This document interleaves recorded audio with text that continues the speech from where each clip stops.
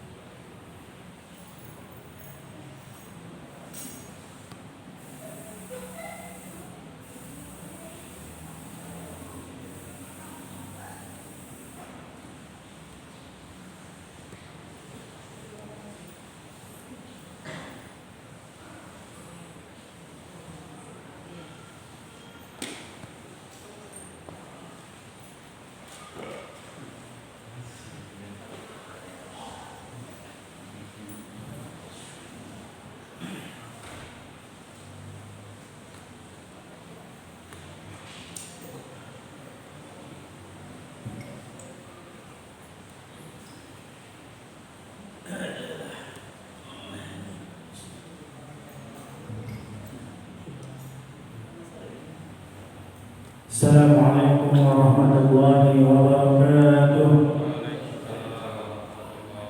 Alhamdulillah, segala puji bagi Allah, Tuhan semesta alam, yang mana Allah terus memberikan kita nikmat iman, Islam dan kenikmatan-Nya agar kita dapat berkumpul di rumah Allah ini dalam tadi melaksanakan salat maghrib secara berjamaah dilanjutkan dengan tausiyah maghrib. Selanjutnya salawat beriring salam dari Rasulullah kita Nabi Muhammad sallallahu alaihi wasallam. Allahumma shalli ala sayyidina Muhammad wa ala ali sayyidina Muhammad yang insyaallah telah kita akan mendapat syafaatnya, amin amin ya rabbal alamin. Bapak Ustaz, Bapak Ibu yang dirahmati Allah Subhanahu wa taala, kita buka pengajian kita dengan membacakan basmalah. Bismillahirrahmanirrahim. Kepada Ustaz, amin.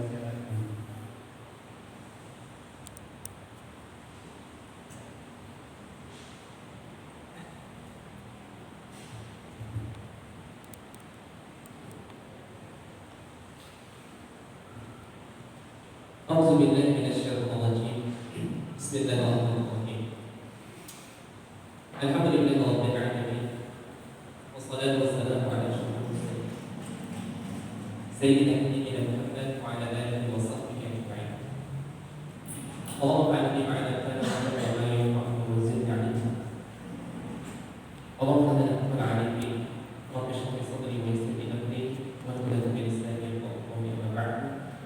Assalamualaikum warahmatullahi wabarakatuh. Alhamdulillah, segala puji bagi Allah atas karunia dan nikmat Allah yang diberikan pada malam ini kita berkumpul di masjid yang mulia ini. Kita berdoa kepada Allah Subhanahu wa taala, semoga Allah Subhanahu wa taala senantiasa memberikan kepada kita kesehatan. Allah melindungi kita dari hal-hal yang tidak baik, dan Allah memberikan keberkahan bagi kita dan pada akhir kita, dan insyaallah memberikan kita, mewafatkan kita dalam keadaan husnul khatimah. Amin ya Allah ya rabbal alamin. Allahumma shalli wa sallim wa barik ala sayyidina Muhammad sallallahu alaihi wasallam. Allahumma shalli wa sallim wa barik ala Rasul yang dinamakan pada bulan ini baik. Dan insyaallah lagi pada hari Kamis kita akan melaksanakan peringatan Maulid Nabi Muhammad sallallahu alaihi wasallam. Dan tidak disarankan untuk berbagi dengan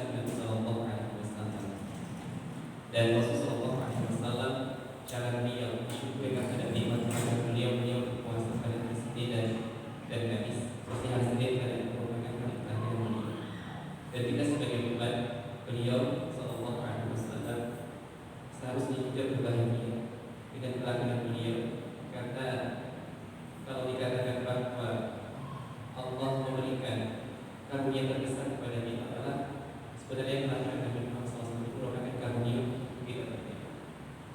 Kenapa? Karena kalau kita lihat wa ma'asalaka adalah rahmatan lil alamin.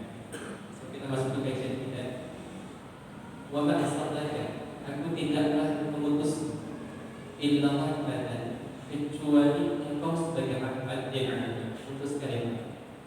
Dan sebagian orang yang terjemahkan ayat ini, tidaklah aku mengutus engkau wahai Muhammad dengan membawa rahmat, kecuali dengan membawa rahmat. Itu beda-beda.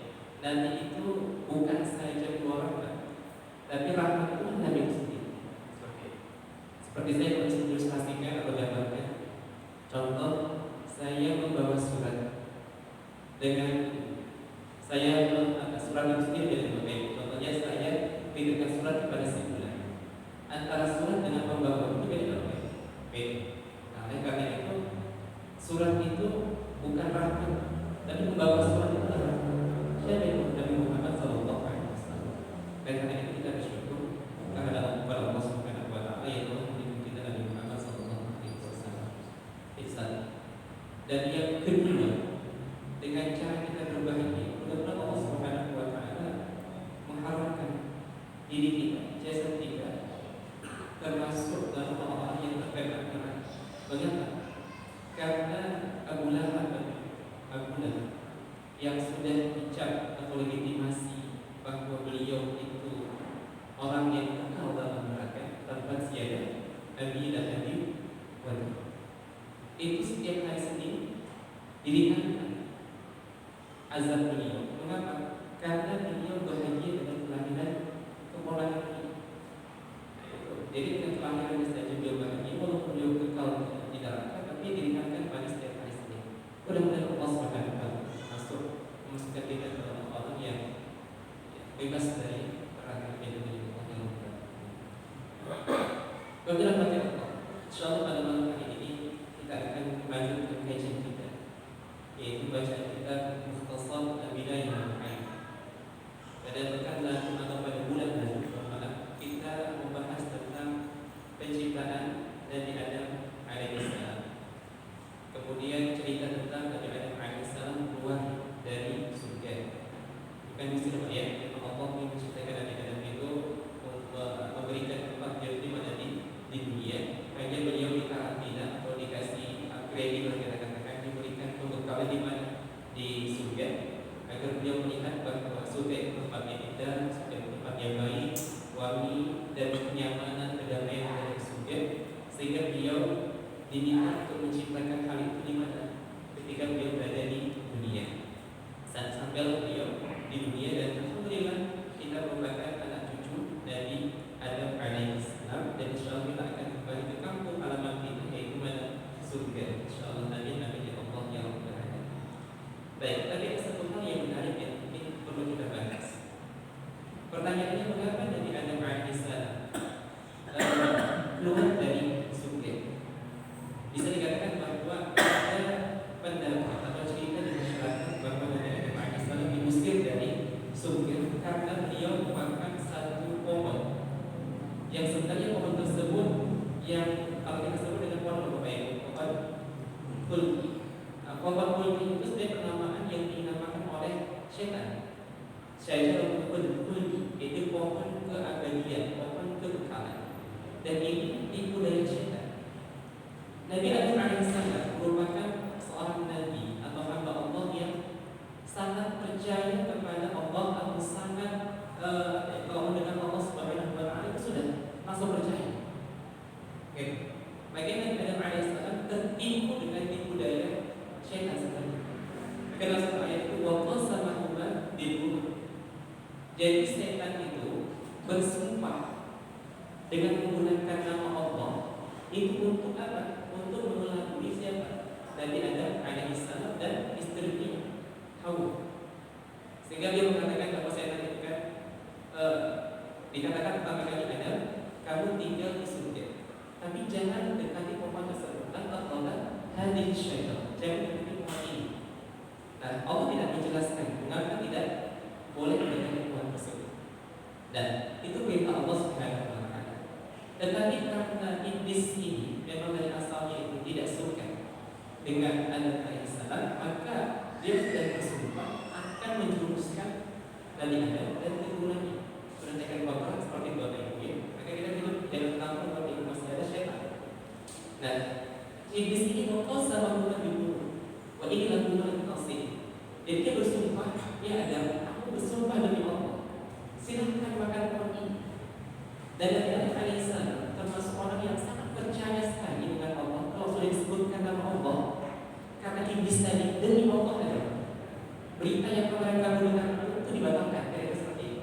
Sekarang pohon ini sudah boleh dimakan. Wallahi demi Allah. Kata siapa? Kata syaitan. Maka Nabi Adam alaihissalam ketika mendengar pernyataan itu, berbicara wajah kaya, ya Allah, karena kemuliaan dan keagungan ya Allah, azam saya menyangka atau saya berpikir tidak ada orang atau seorang pun yang bersumpah dengan menyebutkan kamu pasti tidak. Jadi Nabi Adam itu berbaik sangka kalau disebutkan nama Allah demi Allah itu pasti percaya seperti itu. Tapi ternyata tidak. Itu Nabi Adam alaihissalam beliau sangat cinta kepada Allah dan sangat percaya sekali kepada Allah. Jadi ketika disebutkan nama Allah itu, ketika orang bersumpah dengan menyebut nama Allah, dia langsung percaya seperti itu. Dan Nabi Adam alaihissalam oleh karena itu beliau sebenarnya itu bisa dikatakan menjadi korban dari siapa? Dari budaya syaitan. Bismillah. Apa tepat? Baik. Jadi Adam alaihissalam itu merupakan korban terhadap tipu daya syaitan. Karena syaitan itu mengatakan bersumpah wa qasama demi Allah wahai Adam yang dulu pohon ini dilarang, tapi sekarang sudah tidak dilarang lagi. Silahkan makan. Seperti hal yang kedua yaitu contoh, saya kenal dengan ulama siapa ya?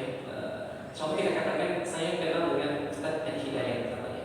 Walaupun Ustaz Al-Hidayat termasuk senior saya di India dulu, beliau tahun 4, saya tahun 1 gitu. Dan sering diskusi dengan beliau. Contoh saya katakan, Ustaz Al-Hidayat mengatakan seperti ini. Gitu. Ada orang yang berkata kepada saya, Pak, mohon maaf, Pak Peri tidak dalam kiaskan dengan syaitan Pak. Terus Pak Peri mengatakan, Ustaz, kemarin saya dapat informasi dari Ustaz Haji Hidayat bahwa beliau mengatakan Ustaz harus datang ke Jakarta. Padahal itu demi Allah, kita seperti itu. Itu tidak diucapkan oleh siapa? Ustaz Haji Hidayat. Gitu. Itu hanya pernyataan siapa? Pak Peri. Tapi karena yang mengucapkan itu merupakan dari siapa? Saya kira dari Ustaz Haji Hidayat, maka saya percaya tidak mungkin Ustaz Haji Hidayat orang yang berbohong. Atau Ustaz Abdul Somad menyatakan seperti itu, dia berbohong. Kira-kira seperti itu Pak ya. Nah, oleh karena itu ketika Nabi Adam mendengar sumpah tersebut dari siapa? Dari syaitan bahwa Allah demi Allah, maka Nabi Adam alaihissalam tertipu ternyata. Ternyata syaitan itu memiliki tipu daya yang luar biasa. Nah, oleh karena itu itu salah satu. Bagaimana Nabi Adam alaihissalam merupakan manusia. Wa 'allama Adam al-asma'. Nabi Adam itu sudah diajarkan oleh Allah Subhanahu wa taala. Gurunya langsung siapa? Nabi Allah Subhanahu wa taala. Cerdas, pintar. Allah berikan bekal semuanya pada Nabi Adam alaihissalam. Tapi ternyata karena memang Nabi Adam itu sangat cinta kepada Allah, bukan karena kecintaan Nabi Adam terhadap istrinya atau karena tipu daya, mohon maaf, bukan karena kelemahan Nabi Adam, tidak. Tapi karena Nabi Adam itu cinta dengan Allah Subhanahu wa taala, sehingga ketika beliau mendengar nama orang yang dicintai siapa itu Allah Subhanahu wa taala, maka beliau langsung percaya. Itu apa yang itu perlu kita luruskan. Jadi Nabi Adam alaihissalam merupakan korban dari tipu daya iblis. Baik. Kemudian kita sebutkan juga kemarin bahwa Nabi Adam alaihissalam Allah berikan bekal-bekal tertentu ketika dia ingin dipersiapkan di dunia ini. Dan kalau ada beberapa riwayat disebutkan bahwa Nabi Adam alaihissalam itu tingginya kalau dalam riwayat itu situna zira'an 60 zira' hasta. Kalau kita katakan satu hasta itu antara sekitar 48 sampai 50 cm. Berarti kalau 1 meter berapa senti Bapak? 1 meter 100 cm ya? 100 cm.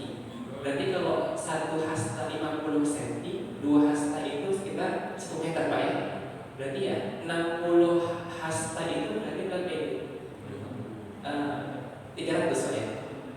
Coba 30 meter. Berarti kalau kita katakan Nabi Adam itu 60 hasta sekitar 30 meter. Jadi tinggi Nabi Adam itu sekitar berapa? 30 meter. Seberapa itu Pak kira-kira? Tinggi Pak ya. 1 pohon kelapa Pak. Lebih Pak ya. Lebih kira-kira seperti itu. Nah, makanya jangan dianggap atau jangan dibayangkan Nabi Adam alaihissalam dulu kejar-kejaran dengan dinosaurus Pak ya. Dinosaurus lebih besar daripada Nabi Adam, lebih tinggi mungkin daripada dinosaurus ketika kalau ada dinosaurus.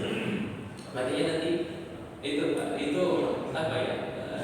Allah alam. Sampai sekarang kita belum tahu kuburan Nabi Adam alaihissalam itu belum tahu di mana. Walaupun mungkin sebagian jemaah haji dulu ya Pak, dulu Pak. Saya 2015 saya naik haji tidak ada sepeda Nabi Adam di mana Pak, di Saudi sana katanya. Karena sepedanya besar itu, Allah itu tidak ada. Jadi Nabi Adam itu sudah bisa naik sepeda dengan Siti Hawa goncengan Pak yang tidak ada. Baik, itulah. Tapi memang manusia dahulu besar-besar. Lama-kelamaan seperti kita ini. Kenapa? Karena memang hukum alam, proses dunia itu membuat hal seperti ini. Baik, itu tadi. Dan insya Allah pada malam hari ini kita akan masuk kepada pembahasan selanjutnya, yaitu kisah ibni Adam. Kisah cerita tentang 2 anak Nabi Adam. Siapa Bapak Ibu yang terkenal di masyarakat? Qabil dan Habil. Nabi Adam memiliki beberapa anak. Salah satunya Qabil dan Habil. Kemudian ada Nabi Sis, nanti insya Allah kita baca. Dan 2 cerita ini merupakan sebenarnya kisah yang harus kita ambil ibrah, yaitu pelajaran dari kisah 2 anak Nabi Adam. Karena kalau kita lihat Al-Quran yang ayatnya sekitar 6.236 ayat itu isinya tidak lain 3 hal. Dan 3 hal ini merupakan metode untuk mendidik atau memberikan petunjuk. Kenapa? Karena Al-Quran itu kitab hudan linnas, ya Pak ya, hudan lil tapi petunjuk bagi orang-orang yang bertakwa. Nah, pertama, Al-Quran isinya cara memberikan petunjuk, cara memberikan pengajaran dengan cara memberikan perintah. Satu. Kedua, dengan cara memberikan larangan. Dan ketiga, caranya apa? Menyampaikan, memberikan kabar-kabar, cerita-cerita. Jadi itu salah satu metode yang diajarkan Al-Quran untuk kita sama kita punya anak. Sama metode yang kita gunakan itu memberikan perintah, melarang dan menceritakan. Contoh anak kita ingin kita ajarkan tentang sholat, perintahkan sholat. Kemudian jangan buat ini, jangan buat itu, dan ceritakan kepada anak kita cerita-cerita orang-orang dahulu Bapak Ibu, ulama-ulama, para nabi, anak soleh dan yang lainnya. Kenapa? Karena itu metode yang digunakan Al-Quran untuk memberikan petunjuk pada anak-anak kita, kepada umatnya, Bapak Ibu ya. Jadi Bapak Ibu sekarang bisa menggunakan buku-buku cerita-cerita. Kalau masih punya anak kecil, itu ajarkan kepada mereka, itu sampaikan cerita kepada anak-anak. Itu dengan cara seperti itu, insya Allah mereka akan membayangkan atau akan menggambarkan, menstimulus anak mereka untuk bisa mendapatkan pengajaran dari mana, dari cerita-cerita. Nah, salah satu cerita atau kisah yang disebutkan oleh Al-Quran tentang anak Nabi Adam itu kisah 2 orang ini. Walaupun sebenarnya dalam Al-Quran tidak disebutkan secara pasti 2 nama anak Nabi Adam. Tidak ada dalam Quran penamaan Qabil dan Habil. Mungkin bisa didapatkan ini di surah Al-Maidah ayat 27 sampai 31. Itu cerita tentang 2 anak Nabi Adam. Apa kata Allah Subhanahu wa taala? A'udzubillahi minasyaitonir rajim. Watlu 'alaihim naba abnai Adam bil haqq. Bacakanlah kepada mereka, para sahabat tadi, berita tentang 2 anak Nabi Adam. Jadi disebutkan ibnai Adam, 2 anak Nabi Adam. Bil haqq. Iqarraba qurbanan. Ketika keduanya itu memberikan kurban. Fatuqbila min ahadihima. Dan diterima oleh Allah Subhanahu wa taala salah satu kurban mereka. Walam yutaqabbal min al-akhar. Dan yang lainnya, yang satu yang lain Qala. Nah, maka yang tidak diterima itu mengatakan apa? La aqtulannaka. Aku akan bunuh kamu. Siapa? Orangnya atau anak yang diterima kurban. Qala innama yataqabbalu Allahu minal muttaqin.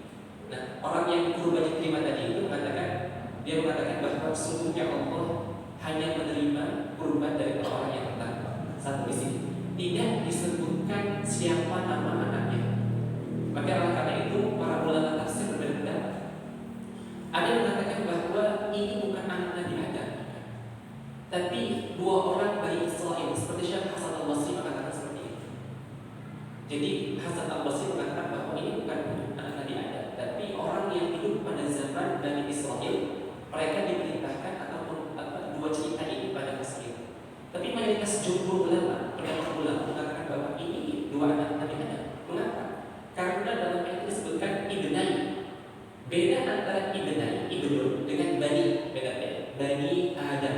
Punya ada bani Adam. Kalau bani Adam, anak keturunan Nabi Adam. Kalau ibnun itu pasti harus dikatakan anak yang hidup pada masa Nabi Adam alaihissalam.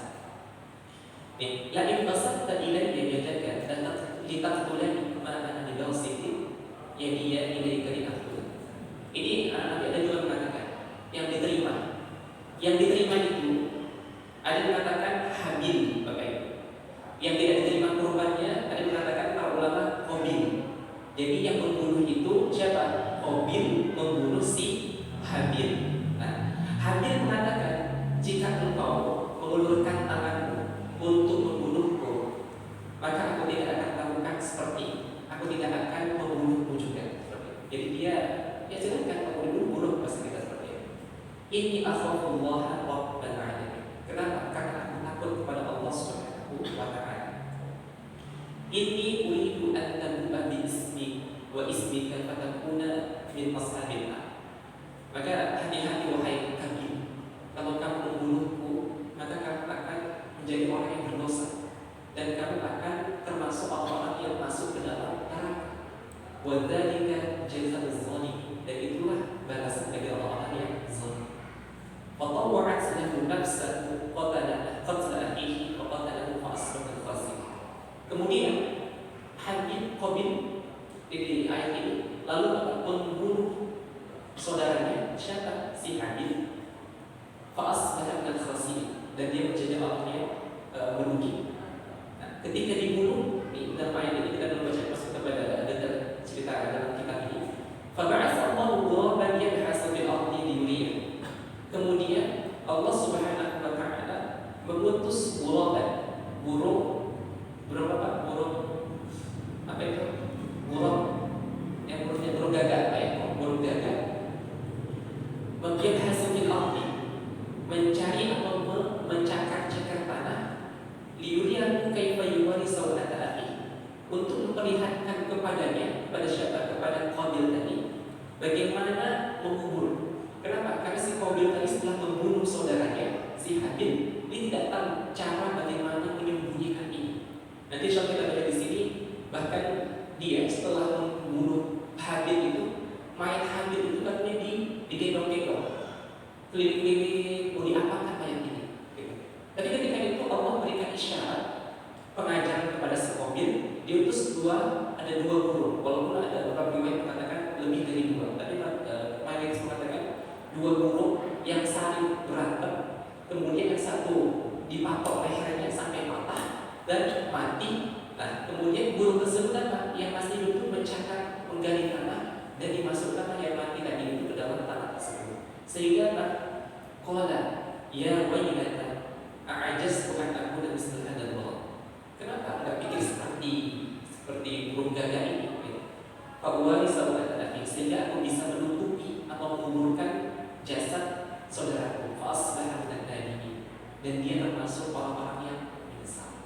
Itu cerita dalam Al-Quran. Nah, tadi kita katakan mayoritas ulama mengatakan bahwa dua orang tersebut adalah anak dan anak. Namanya siapa? Qabil dengan Habil. Nah, alasannya mengapa si Qabil membunuh si Habil? Ada banyak versi cerita riwayat dalam buku sejarah Islam, maksudnya Israiliyat yang kita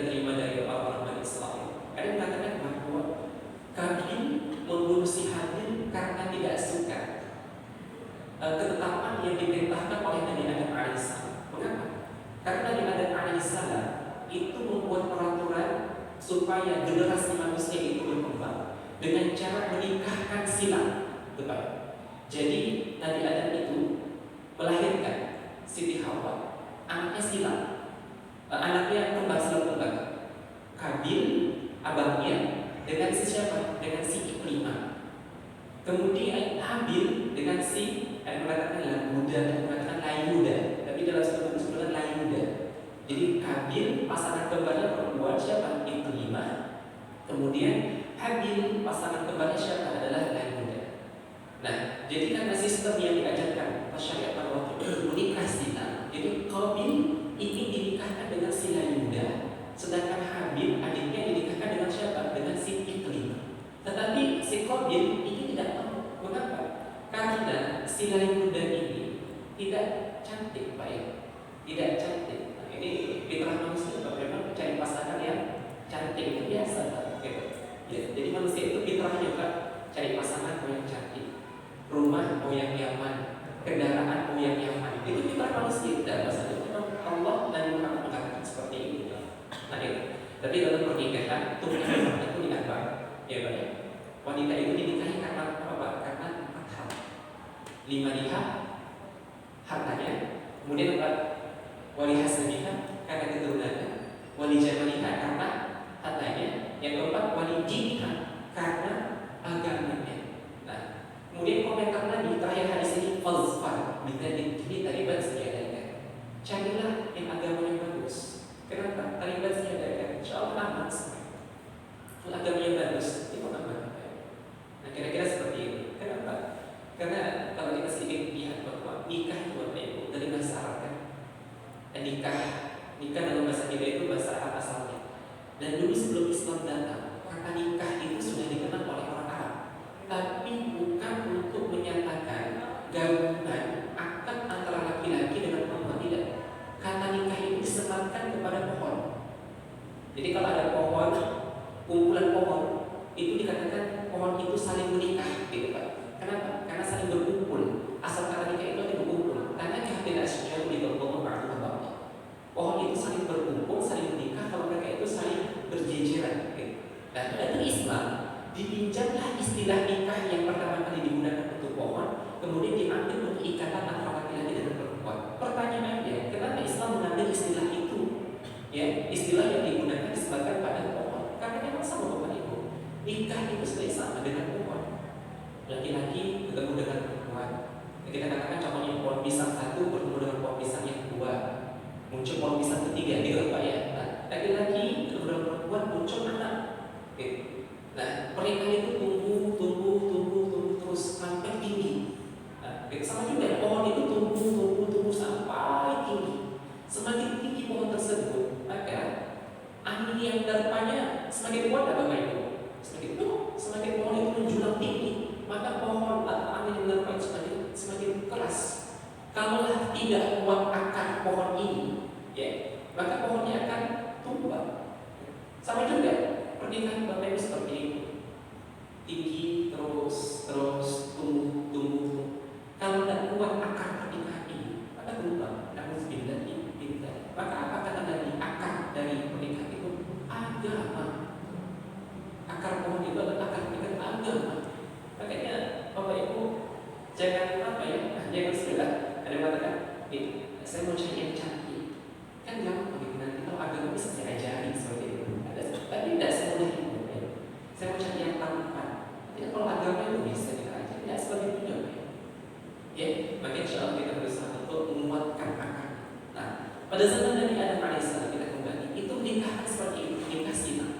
Jadi di pendapat mengatakan bahwa si Kabil ini tidak suka dengan ketahuan yang dibuat Nabi Adam, dan dia merasa dikecewakan. Kenapa? Karena si Kabil itu mendapatkan pasangan yang cantik, sedangkan siapa? Sedangkan si dirinya, si Kabil ini tidak mendapatkan pasangan yang cantik, sehingga dia merasa cemburu atau merasa tidak senang. Dibunuhlah siapa itu? Si Habil. Nah, itu tapi sebenarnya bukan Bapak Ibu.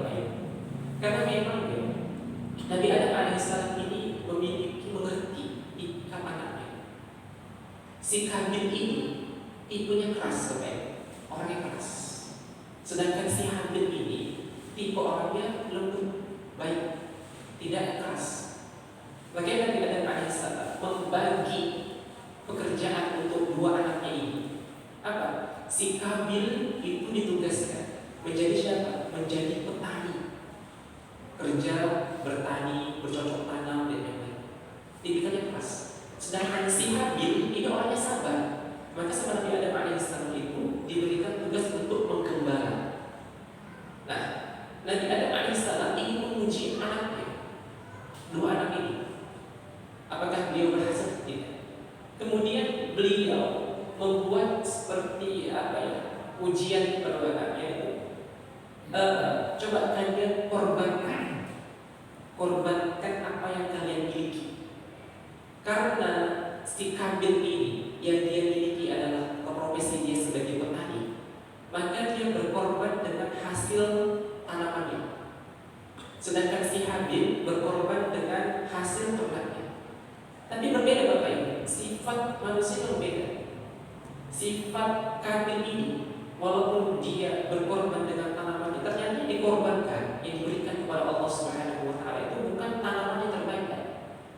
Jadi hasil bumi atau hasil tanaman yang buruk yang tidak diberikan kepada Allah Subhanahu wa Ta'ala. Sedangkan si Habil yang diberikan apa? Hasil ternak yang terbaik sebenarnya. Nah, kemudian bagaimana caranya mengetahui hewan atau kurban mereka itu diterima? Jadi Nabi Adam alaihissalam mengatakan, coba letakkan kurban kalian ini berdua di atas gunung. Nah, kalau salah satu dari kurban tersebut di dalam api, dibakar oleh api, kita tidak tahu api dari mana, tapi memang di dalam oleh api Allah Subhanahu wa Ta'ala, maka itulah kurban yang diterima. Nah, ketika itu setelah diletakkan di atas gunung selama 3 hari ada belakang seperti itu, ternyata yang di dalam api itu siapa? Kurbannya si Habil, yaitu anak kambing yang diberikan Habil, kurbannya itu dalam api. Sedangkan kurbannya si Qabil itu tidak diterima. Kenapa? Karena dia memberikan yang buruk-buruk, yang jelek-jelek. Nah, semenjak itulah ada rasa iri dalam hati siapa? Dalam hati si Qabil bahwa kurban saya tidak diterima. Maka saya akan bunuh kamu. Itu satu penyebabnya. Ditambah lagi penyebab kedua tadi. Jadi penyebab utamanya itu bukan karena dia dinikahkan dengan siapa? Dengan si Yuda yang palsu tidak cantik. Tapi penyebab utama si Qabil membunuh si Habil itu karena kedengkian, merasa iri bahwa korbannya itu tidak diterima. Itu faktor pertama. Faktor kedua, mengapa? Karena dia dinikahkan dengan siapa? Dengan bukan pasangan kembarnya si Ikrimah, dinikahkan dengan lainnya. Itu loh baiknya. Jadi ini di masyarakat harus kita sampaikan bahwa itu. Nah, bisa kita ambil di sini. Coba kita lihat sini. Ani bin Abbas وغيره أن آدم كان يزوج ذكرا أولي بطن بأنثى الله. Dari Ibnu Abbas disebutkan bahwa Nabi Adam alaihissalam dulu menikahkan laki-laki yang pasangan itu dengan yang lain. Wa anna Habil, bahwa Habil Allah an yatazawwaja min ukhti Qabil, bahwa Habil ingin menikahi saudara perempuan Qabil, wa kana akbar min Habil. Nah, itu. Jadi kakaknya lah kakaknya si Habil. Wa untuk Qabil ahsan, saudara perempuan Qabil itu lebih cantik. Fa'arada Qabil an yasta'thira biha 'ala akhihi, sehingga Qabil ingin mendapatkannya. Wa amara Adam an yuzawwija iyyaha fa'aba. Kemudian si Nabi Adam merintahkan kepada Qabil untuk menikahi si Yuda namanya, tapi Qabil tidak mau menerimanya. Fa'amarahuma an yuqarriba qurbana. Kalau di sini disebutkan, maka Nabi Adam lalu kalau tidak mau buat kurban, maka mana yang diterima di luar bisa dikatakan kita seperti itu, bisa mulai seperti itu. Nah, ini yang baik. Dari cerita ini kita bisa ambil kesimpulan, ambil hikmah, karena memang kita sampaikan tadi bahwa cerita dalam Al-Quran itu bukan cerita kisah di bawah Al-Quran, itu merupakan pengajaran kepada kita. Apa yang bisa kita ambil dari cerita Habil dan Qabil ini?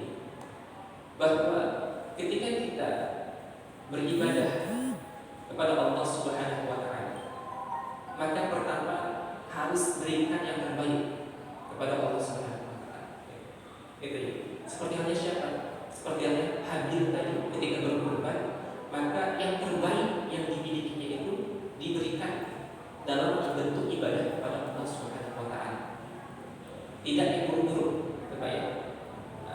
Maka insya Allah kita kalau beribadah pakai yang baik-baik ya Pak, insya Allah. Di rumah mungkin ibu-ibu terkadang punya mukena, kalau mukena yang terbaik itu biasanya dipakai sholat Idul Fitri aja kalau tiap hari Bapak Ibu tiap hari insya Allah. Ya. Kadang-kadang ada ibu-ibu itu kalau yang mukena yang bagus disimpan di rumah ini, dikeluarkan apa? Ketika sholat Idul Adha atau Idul Fitri setahun 2 kali. Nah sama juga Bapak Ibu, kita berusaha kalau pergi ke masjid itu pakai pakaian yang bagus Bapak Ibu. Jangan pakai pakaian yang tidak bagus. Karena kita beribadah kepada Allah Subhanahu wa taala.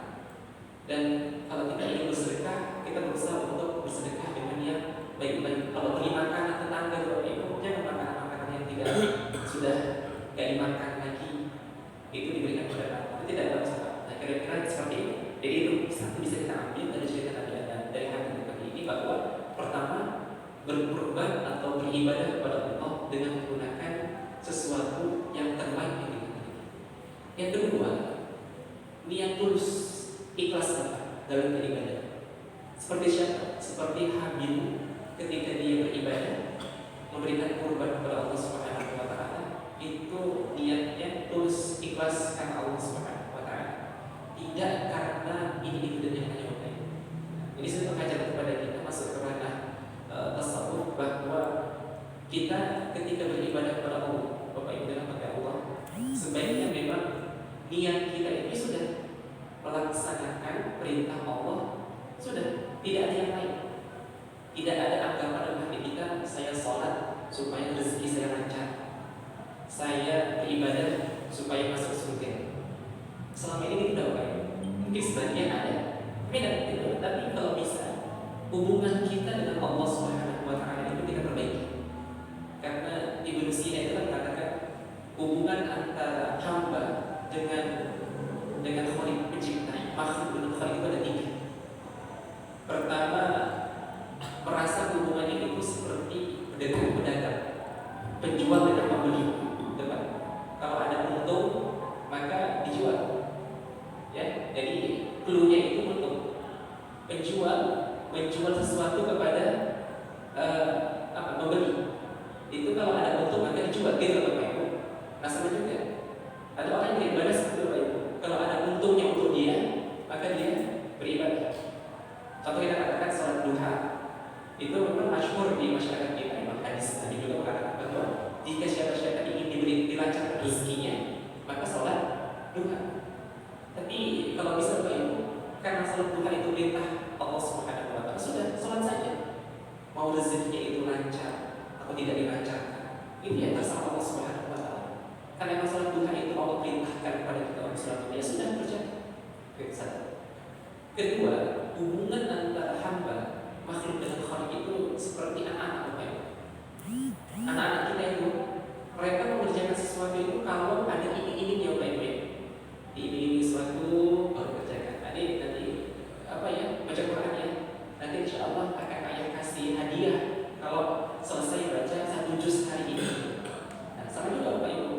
Kita terkadang sebagian mau mengerjakan sesuatu itu kalau diiming-imingi surga neraka. Itu Pak. Kira-kira seperti itu ya. Jadi saya beribadah supaya masuk surga, saya beribadah supaya tidak masuk neraka. Auzubillah. Tapi yang ketiga Bapak Ibu, kalau bisa jangan seperti itu.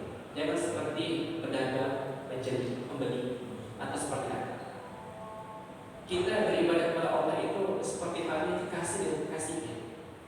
Dalam artian tidak ada menuntut pamrih. Itu. Makanya Nabi Al-Adabi yang Bapak Ibu mengatakan, ya Allah, kalau aku beribadah kepadamu karena takut kepada neraka, maka masukkan aku ke neraka. Dan kalau aku beribadah kepadamu karena mengharap surga, sudah jangan masukkan aku dalam surga ya Allah. Tapi kalau aku beribadah kepadamu supaya aku cinta padamu, maka tolong ya Allah, tambahkan rasa cinta itu padamu. Jadi Bapak Ibu, kenapa? Karena kalau kita beribadah pada Allah dengan hal seperti itu berarti kita mengandalkan, berpatokan kepada amal ibadah kita. Kita sholat supaya masuk surga. Dan sholat itulah yang menjadi poin kita belum masuk surga. Azan berapa? Kalau kita azan berapa?